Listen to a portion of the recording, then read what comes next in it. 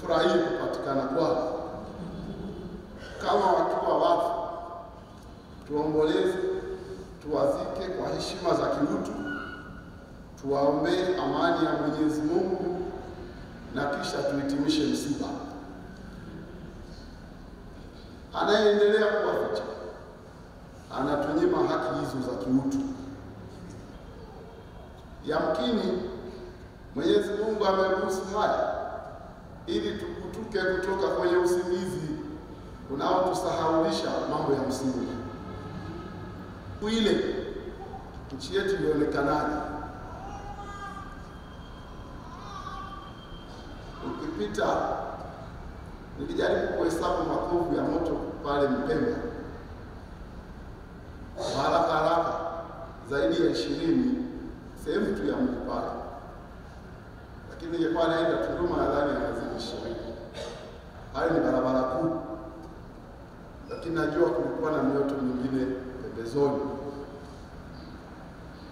na nahisi mioto hiyo ilikuwa yote inawaka kwa wakati mmoja. Sasa nchi yetu ilikuwa inaonekanaje? Ni kama vile nchi ilikuwa inaungua.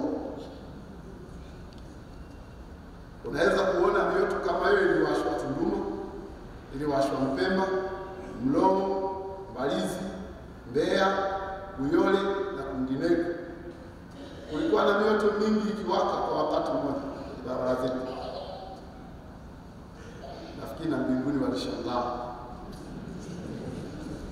Nafikiri kwa tunaamini kuna uzima baada ya kifo. Nafikiri walishangaa au walilia.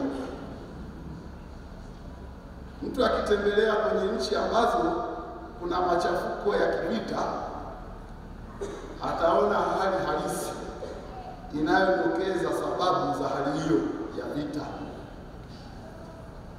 Nilitembelea nchi moja, nilipofika tu cha kwanza kuona uchafu uliokithiri mitaani, ubovu wa barabara, ubovu wa majengo, ukosefu wa nishati, uhaba wa huduma muhimu za kibinadamu. Na hata nilipoelekea kupanda ndege, hata sikukaguliwa. Sio mimi tu na abiria wengine wanasema ingieni tu kama tunaingia kwenye daladala.